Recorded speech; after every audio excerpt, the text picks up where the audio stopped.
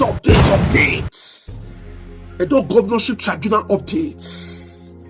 Now, the latest update now is that APC Edo State, they are willing to give 10 million to anybody that is ready to testify from on Monday.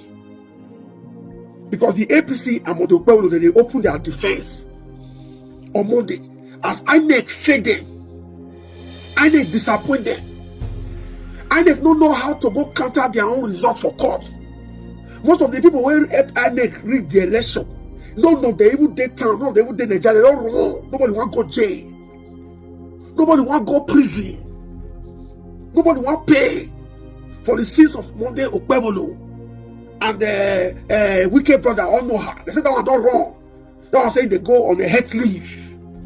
So most of the witness where APC don't already prepare, many of them don't off their phone. In case you get brother, you get sister when they go Abuja go testify, tell the person say, don't be waiting they tell them. Now you go see for them. Yamu should send his boys. People like the Barrow Mike, they should go and testify. Yamu should send his boys and his relative, Urogide, Odubu, Samson Saige, Demian, Filishwaibu, Oshomole. They should use their relative. Because when Okpolo they issue appointment that day, then they squeeze on Jared brothers. Jared should send his relative to Abuja. Because when they share appointment, they already secure for their children, for their relative. Now it is time now for them to suffer and go to prison for that same mandate. May they also feed their loved ones. If you be Mugu, you are allowed to deceive you. At least Eddie Murphy they believe. Then is it also to carry Eddie Murphy. May Eddie Murphy go do witness. Or Eddie Murphy, Eddie brother audio. May they go do witness. Say you don't get say you let them deceive you. Say if you come back, they'll give you SSA or they will give you one appointment. Ebo Agbero should go and testify. Kabaka should go and testify how they lost their own units. Their Shaba. So as we speak here and say anybody when they go Abuja go testify, they are giving the person 10 million. 10 million. And their target is to present at least 20 witnesses. That's about 200 million. So in case they use smart they tell you go testify, you're on your own. Maybe your leader don't chop your 10 million. So today, 10 million naira? Hey, Nigerians, Edo people, una don't hear this one so? No wonder. INEC silence isn't a show of strength. The silence from INEC isn't a show of confidence, but it's a show of guilt, a show of shame, a show of confusion. They don't know what to do. They don't know what to do. They don't have any case to defend. So that is why they are quiet and they quickly closed their case. Now, up till date, I find it funny and also amusing that not even Tony Kabaka or Ebo Stone or one of those APC chieftains could come out and testify because they know the implications. They know the implications of testifying under oath, of false testimony, that it has its own repercussions. So most of them are treading carefully. Most of them are trying to, in fact, they are avoiding anything that will put them in trouble. This might just be a confirmation to what we have been suspecting, that INEC, they don't know what to do.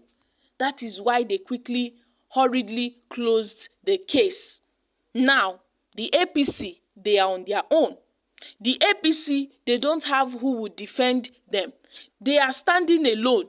They've been abandoned by those that gave them the power. So right now, Okpebolo, his gangs, they should watch their backs because Aswe Yodalo is coming and the PDP, they are ready. So it's only a matter of time before we will see the full reality of this case. It's only a matter of time. But I find it, strange that currently there are talks of the APC going around trying to, bribe witnesses that will come and testify under oath for the sum of 10 million naira.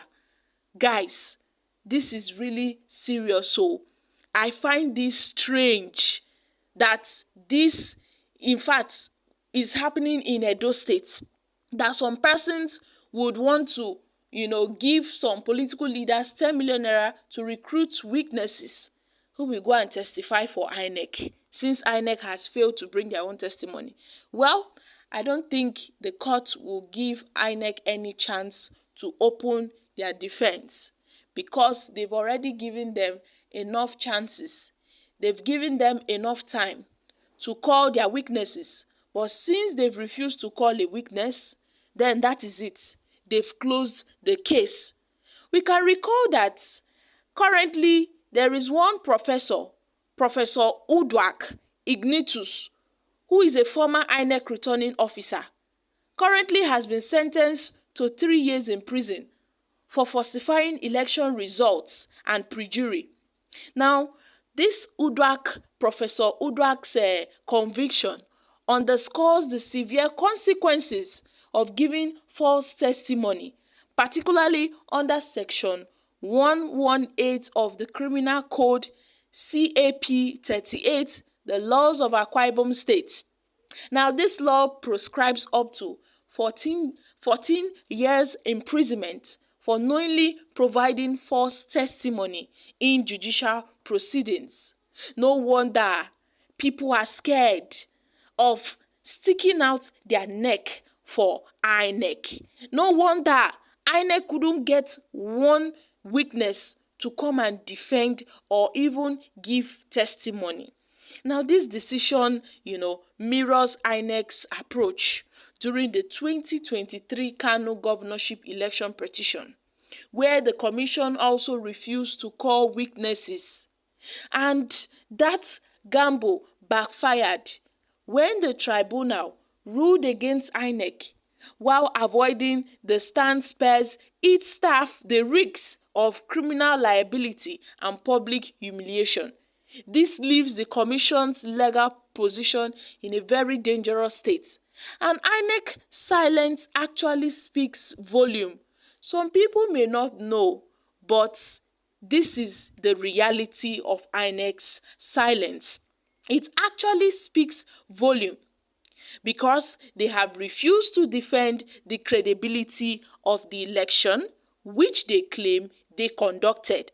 And this has certainly raised doubts. It has increased doubts about INEC's accountability and impartiality in the conduct of elections in Nigeria. INEC was a principal actor in the electoral haste we witnessed in Edo State, and their decision not to call a witness, despite promising to do so, feels like an admission of guilt. So without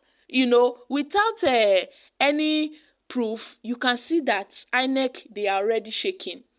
Without even going further, we can see that INEC, they don't know what to do. So the tribunal must decide whether INEC's inaction strengthens the PDP's claims of irregularities that went on, that we saw during the Edo election. INEC's reluctance to defend itself has raised questions regarding their credibility and them being accountable of their own actions. That's their accountability. Currently, we know that it is only the tribunal that can decide. But Nigerians are already drawing conclusions that INEC have already shamed themselves. So they have nothing, in fact, they don't have anything else to do than to close the case. It's now up to the APC to defend themselves. So guys, I'm dropping here. Kindly share your thoughts on this in the comments section. Thank you.